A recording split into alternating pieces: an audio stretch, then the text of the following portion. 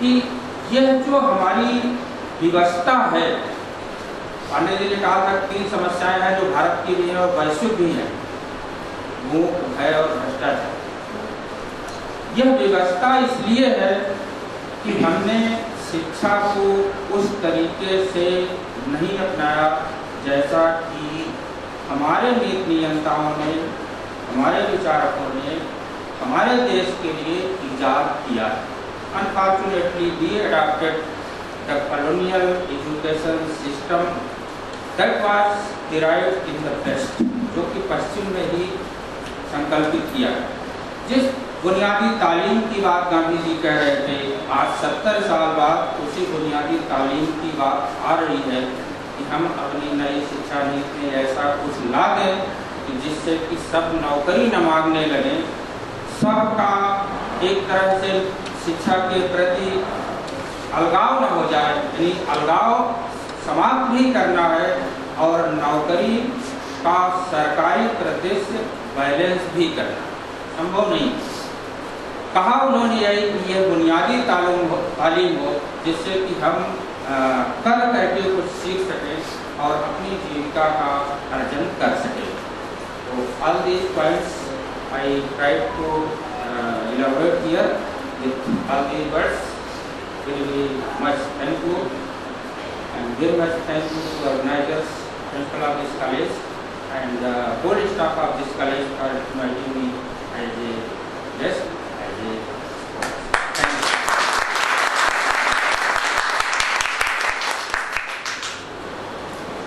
धन्यवाद सर। विचार निश्चित रूप से हमारा स्वागत योग्य है और हम इसे अपनी समरी रिपोर्ट में जरूर शामिल करेंगे। फिर अगले इसी क्रम में हमारे जो अगले चेयरपर्सन डॉक्टर संतोष चतुर्वेदी सर, उनको आमंत्रित करती हूँ, वे आए और अपना उद्बोधन दें। करने वाली जो टीम है यहाँ उपस्थित कई एक महाविद्यालयों के अध्यापकगण, प्राचार्यगण, छात्र छात्राओं, दरअसल सबसे अंत में बोलने वाले के लिए कई दिक्कतें होती हैं। सत्यनारायण जी को सुनते हुए एहसास हुआ कि लेक्चर होना चाहिए तो ऐसा ही होना चाहिए, थोड़ा हो लेकिन सारगर्भित है, काफी कुछ होंगे। और जब हम गांधी जी के बारे में बात करते हैं तो वहाँ भी हमारे साथ एक दिक्कत पेश आती है कि उनका काम काज इतना बड़ा है, उनका वो दर्शन इतना बड़ा है कि उसको किस तरह से विश्लेषित किया जाए, ये बड़ी चुनौती है वक्ताओं के सामने। तो पंचतंत्र के उस कहानी की याद आती है कि चापा चंदे हाथी को छूकर और मन लगा रहे थे कि हाथी कैसा जीव होता है। अपनी बात लोगों की तरफ से जो जिसको छुआ उसने उसी तरीके से विश्लेषित करने की कोशिश किया है। 9 साल अभी चल रहा है उसका सरने अवज्ञा आंदोलन और राजपूत, और उन सब के बाद गांधी जी कहीं न कहीं समाज के बीच में लौटते हैं। लंबे समय तक आंदोलन नहीं चल सकता, वे जानते थे इस चीज को और इस सत्य को भी जानते थे। और जो 2 मोर्चों पर उनके लड़ने की जो बात थी वो एक राजनीतिक मोर्चा अंग्रेजों के खिलाफ था और दूसरा मोर्चा अपनी जो जकड़ने थी, अपनी जो संकीर्णताएं थी उनके खिलाफ।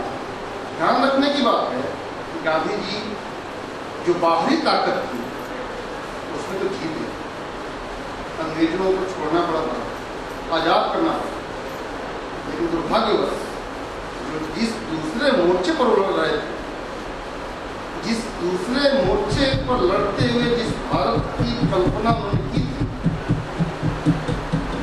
सफल नहीं। अस्पृश्यता के खिलाफ वे आजीवन लड़ते रहे, लेकिन सरकारी हकीकत की बात नहीं कर, जमीनी हकीकत की बात हम सब जानते हैं कि वास्तविकता क्या है। आर्थिक असमानता की बात हम सब जानते हैं कि आज का हिंदुस्तान कैसा हिंदुस्तान है।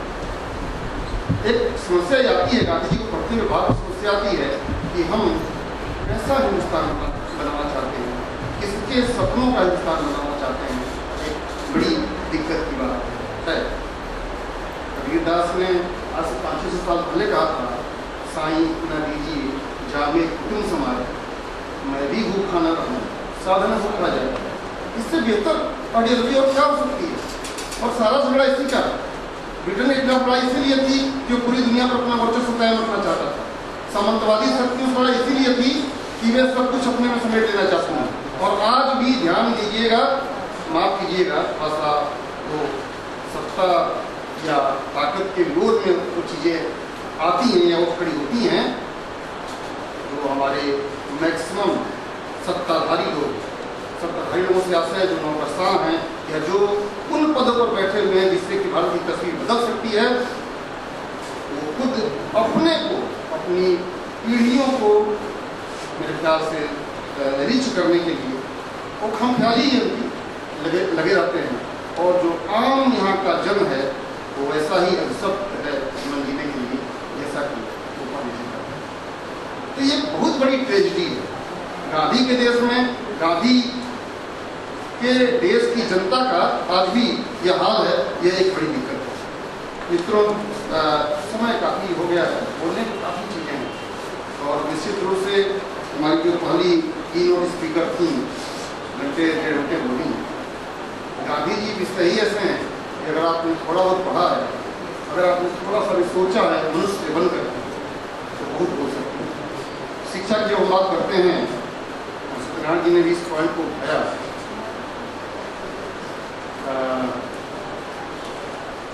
हमारे राष्ट्रकवि ही हैं मैथिली सरगुप्त, और हमने कहा शिक्षित तुम्हारा नाश हो, तुम 9 तरीके के। कभी भी लड़के हम लोगों से पूछते हैं, मैं इतिहास पढ़ाता हूँ कि गुरु जी इतिहास पढ़ के तुम क्या बन सकते हैं? हम तो विज्ञान पढ़ेंगे कुछ बन जाएंगे, ITI करेंगे कुछ बन जाएंगे। ये कबीरदास को पढ़ के हम क्या बनेंगे? वाकई एक अजीब सी स्थिति होती है तो अपने बच्चों को क्या जवाब दें? आज जो परिवेश से बचा गया है, अब ये गालिब का एक दोहा है कि जिसको कुछ सकने का गालिब का ख्याल अच्छा है, तो उसमें बस थोड़ा सा बच्चों को हम भरवा लेते हैं या करके कि बेटा हम आपको एक बेहतर इंसान बनना चाहिए, जो कि गांधी जी की सोच थी, जो कि गांधी जी की दृष्टि थी। और शायद हम अगर इस अप्रोच से सोचें, समझें और अपनी पीढ़ियों इनको की एक तरह से अध्यापित करने का हम लोगों के ऊपर दायित्व है। अगर एक बेहतर इंसान एक भी बच्चे को अपने बना पाए, एक भी छात्र को बना पाए, तो यह सबसे बड़ी सफलता होगी। और यह सबसे मुझको लगता है कि इस गोष्ठी की सफलता होगी कि 2-4 लोगों तक भी मैसेज। और एक बात ध्यान देने की है कि भीड़ में कभी भी इस तरह की बातें नहीं हो सकती। एक दिक्कत है, खाली सीटें रहती हैं, पहले भी रहती थी, आज भी रहती हैं। हाँ, वो गाँव की नाच की बात अलग है। हम लोग बचपन में नाच पार्टी आती थी और हाँ, लोग कैसे कैसे क्या करके नाच करने खुल जाते थे। सिनेमा का भी एक दौर चलता था कि पहले शो के लिए कैसी मारामारी होती थी, वो एक बातें अलग है। लेकिन जब जमीनी हकीकत की बात आती है तब वही समस्या आती है कि बिल्ली के गले में घंटी कौन मारे। ये बहुत बड़ी समस्या होती है और निश्चित रूप से कुछ गिने चुने लोगों के बीच ही वो बात होती है। अगर आप भारतीय स्वतंत्रता आंदोलन के पूरे परिवेश को लीजिए तो केवल कुछ लोग ही मिलेंगे जो कि पूरे जी जान से, पूरे प्राण से जुटे हुए थे भारत को आज़ाद कराने के लिए और एक बेहतर भारत का सपना देख रहे थे। गांधी की एक्सेप्टेबिलिटी शायद इसीलिए इतनी थी, इसीलिए गांधी जी जब चलते थे, आह्वान करते थे तो उनके पीछे हजारों और लाखों लोग चल पड़ते थे कि उनमें आम जनता अपना अक्स देखती थी। बैरिस्टर बनकर के आए थे, वो भी दीवान के बेटे थे। ऐसा नहीं था कि वो इतने कंगाल थे कि कपड़े नहीं रखते थे, सूट बूट में वो भी रह सकते थे। लेकिन चंपारण सत्याग्रह में जब उन्होंने देखा एक किसान को, कई किसानों के परिवारों को, कि उनके पास तो सामान्य कपड़ा तक नहीं पहनने का, और उन्होंने जो संकल्प लिया उससे निर्भीत किया। गांधी जी के लंदन जाते हैं, उसी लंदन में जहाँ पर पहले वो रजिस्ट्री करने के लिए गए थे इंग्लैंड में, तो वही उसी भूति में जाते हैं और चर्चिल उन्हें बदलगा प्रतीत। वो बिल्कुल इस बात को नहीं सोचते थे कि कौन क्या कहता है जिसमें हम लोग का स्थान रखा। हम लोग मुख्य दिक्कत यही है। मैं सवेरे जब सुनने लगा तो माफ कीजिएगा, मैं वो नहीं कर रहा हूँ, बहुत सामान्य में रखता हूँ कि हमारी इससे बिगड़ पड़ी कि आप जैसे क्वेश्चन पढ़ते हैं, ये पढ़ लीजिए वो पढ़ लीजिए, मैंने कहा भाई सब ठीक है, कोई पढ़ने से कोई बहुत बड़ा नहीं बने। तो सुनने को जी करता था, तुम चले गए तो सुनने को जी करता है, तुम सुनते थे तो सहमी सहमी सांसें थी, तुम बिखर गए तो चुनने को जी करता है। बहुत बहुत धन्यवाद।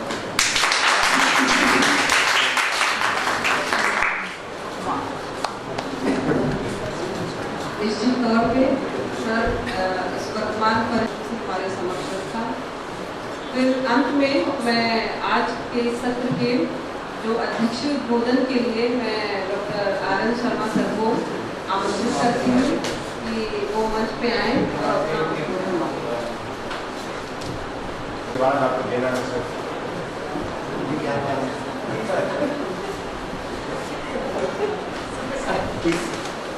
श्यामा प्रसाद मुखर्जी राजकीय महाविद्यालय के प्रांगण में आयोजित 2 दिवसीय राष्ट्रीय संगोष्ठी में हमें आमंत्रित करने के लिए यहाँ के प्राचार्य डॉक्टर मुरली राम गुप्ता जी, मंच पर चेयरपर्सन के रूप में बैठे हुए सुवेदी जी, भाई वर्मा जी, सामने मेरे पुराने सहयोगी डॉक्टर रजवीर सिंह जी, सत्येंद्र सिंह जी, महाविद्यालय के प्राध्यापक कन्वेनर अवधेश कुमार जी, डॉक्टर गुप्ता जी, संचालन कर रही मैडम, महाविद्यालय के प्राध्यापक, छात्र छात्राएं, सबको मेरे दिल से धन्यवाद देता हूँ यहाँ आने के लिए। ये जो गोष्ठी है उनका सफल गोष्ठी माना जा सकता है आज के परिप्रेक्ष्य में भी। गांधी जी कभी भी उनकी कोई भी बातें बहुत हद तक आज भी सम्मान है और आधा से ज़्यादा दुनिया उनको फॉलो करने वालों में से माना गया। एक अमेरिका के बहुत बड़े सुधारक हुआ करते थे मैक्स मूर। जब उन्होंने भारत में अपना कदम रखा, बॉम्बे फ्लाइट से जब अमेरिका से बॉम्बे आया और जैसे जब नीचे उतरे तो उन्होंने यहाँ की धरती को झुककर नमन किया। लोगों ने पूछा कि भाई आप क्यों चुन रहे हैं, भारत आने से क्यों चुन रहे हैं? उन्होंने कहा इसलिए नहीं कि यहाँ पर बहुत बड़े बड़े देवी देवता हुए हैं, बड़े बड़े लोग हुए हैं, मैं इसलिए नमन कर रहा हूँ कि यहाँ इस धरती पर गांधी जी जन्म लिए थे, मेरे लिए यह तीर्थ से कम नहीं है। इसी तरह एक और बात हुई थी, शायद नोबेल प्राइज मिला था मैडम को, और वो अमेरिका में व्हाइट हाउस में एक बहुत बड़ा अमेरिकी कैबिनेट के सामने उनको भोज दिया जा रहा था और उनका परिचय करवाया गया कि इंडिया से आए और कुछ बोलेंगे। उन्होंने यही कहा कि मैं उस अमीर भारत से आया हूँ, उस गरीब देश में जहाँ अभी लोग सत्य को तलाश रहे हैं। वो पूरी मैं इतनी बड़ी विश्व की कैबिनेट जो सबसे शक्तिशाली कैबिनेट है सबका बता रह गया कि क्या बोले जा रहे हैं। भाई हम अमेरिका इतना शक्तिशाली देश है और कह रहा है कि एकदम मानो उस देश में आए हैं जहाँ लोग अभी भी सत्य को खोज रहे हैं। तो उनका कहना यही था कि गांधी जी का जो दर्शन है सत्य की ओर, हम लोग सत्य की ओर लौटे। आज जो दिखाई दे रहा बनावटी है, पश्चिमी दुनिया में सब कुछ नहीं है, हम लोग की भारतीय दुनिया जो है, भारतीय मानवीयता जो है, यही सच्चाई है। गांधी जी एक किताब लिखे थे जब वो 1909 में थे, हिंद स्वराज ने चर्चा किया। वो जब इंग्लैंड में थे तो उस समय वीर सावरकर वहाँ हावी थे, इंडिया क्लब वहाँ चलता था और वहीं पर कॉफी और सब कुछ होता था। जितने भी भारतीय वहाँ जाते थे इंग्लैंड में काम करने या पढ़ने, सावरकर सबको मॉडिफाई किए और गांधी जी जब उनसे मिले, गांधी जी काफ़ी प्रभावित हुए, लेकिन उनको लगा कि तो पूरे भारत को एक तरह से गर्म या दक्षिण पंथी की ओर, वामपंथ की ओर मोड़ कर ले जा रहा है। वो दौड़ते हुए जहाज पर आए, जब इंडिया लौटने लगे तो उसको इतनी हड़बड़ी थी। हिंद स्वराज 96 पेज की किताब है और शायद 34 से 35 पेज उन्होंने बाएं हाथ से लिखा, दाएं हाथ से लिखते थे जल्दी किताब पूरा हो। उनके पास समय ही नहीं था कि भारत का पूरा मूवमेंट चेंज होने जा रहा है।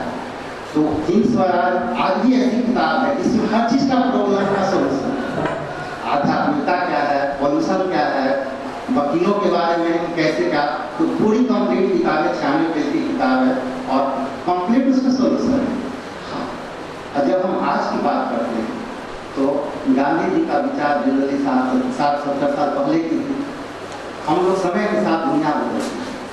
उस समय की आवश्यकता मेरे पास न टेक्निक था, न विज्ञान था, कुछ भी नहीं था हम लोगों के पास, बस अपनी संस्कृति थी। वही पुरानी खेती, पुराना खाना, पुराना सब कुछ। तो उसी सर्वमान्य तरीकों में से गांधी जी ने एक रास्ता बताया कि भैया अपने घर से जुड़िए। और हम थोड़ा लेट जरूर आए, लेकिन फिर भी इस सत्र में हम रहे। बहुत बहुत आप लोग को धन्यवाद, हृदय से धन्यवाद।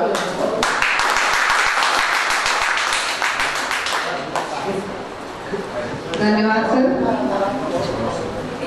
मैं आपके अध्यक्षीय उद्बोधन के पश्चात मैं राष्ट्रीय संगोष्ठी के आयोजन सचिव डॉक्टर अवधेश कुमार सर को आमंत्रित करती हूँ कि वे विधिवत धन्यवाद ज्ञापन करें।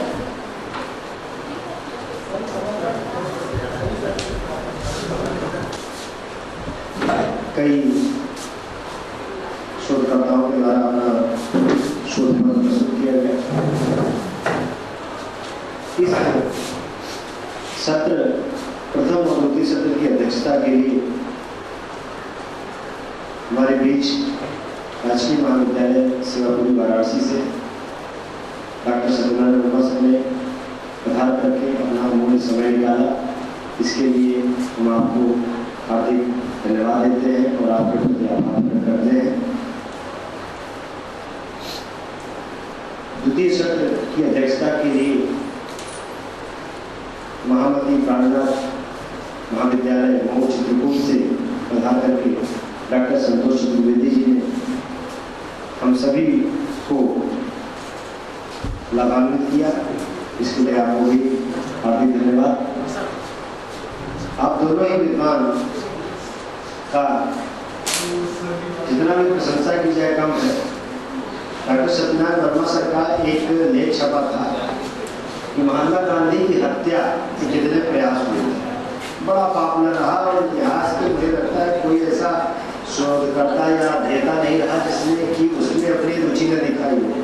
और पहली बार उसमें आपने ये दिखाने का प्रयास किया कि महात्मा गांधी की जो हत्या हुई वो अचानक नहीं की, उसके प्रयास पहले से चल रहे। बड़ा शोधपूर्ण लेख था, काफी लोगों ने उसको बहुत ही गहनता से पढ़ा। आपकी रुचि यही है, इतिहास से कहीं ज्यादा रुचि आपके साहित्य में। अनहद जैसी सुप्रतिष्ठित पत्रिकाओं का संपादन करना अपने आप में एक बहुत जो है सम्मानजनक बात है और आपको वह सम्मान प्राप्त है। और वास्तव में आप हमेशा जो है लेखन से जुड़े रहे हैं। आप दोनों को बहुत बहुत धन्यवाद। आपने अपना अमूल्य समय निकाला और यहाँ पर पधार करके सत्र की अध्यक्षता को स्वीकार किया। राजकीय महाविद्यालय धानापुर चंदौली से पधार करके डॉक्टर आर्यन शर्मा सर ने हम सभी का उत्साहवर्धन किया और राष्ट्रीय संगोष्ठी में भी पधारे थे और अपना पूरा समय आपने दिया था। इस संगोष्ठी में भी पधार करके आपने हम सभी का उत्साहवर्धन किया। इसके लिए आपके प्रति हार्दिक धन्यवाद।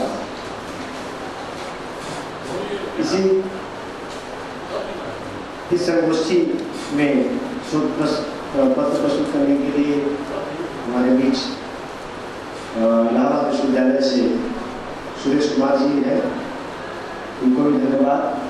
इसके अतिरिक्त और भी विभिन्न महाविद्यालयों से जो लोग आए थे जिन्होंने अपना स्वरूप प्रस्तुत किया, उनके प्रति हार्दिक धन्यवाद।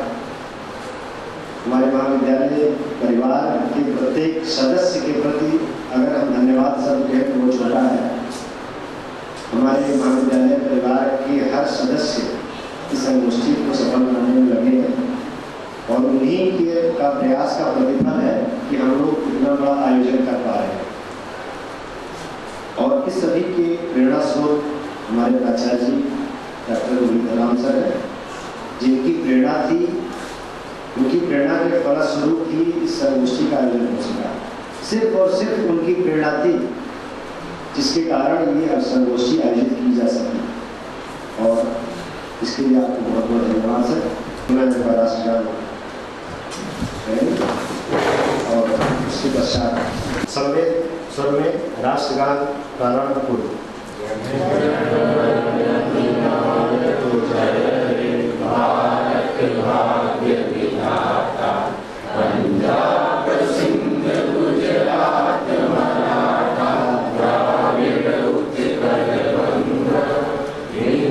हिमाचल यमुना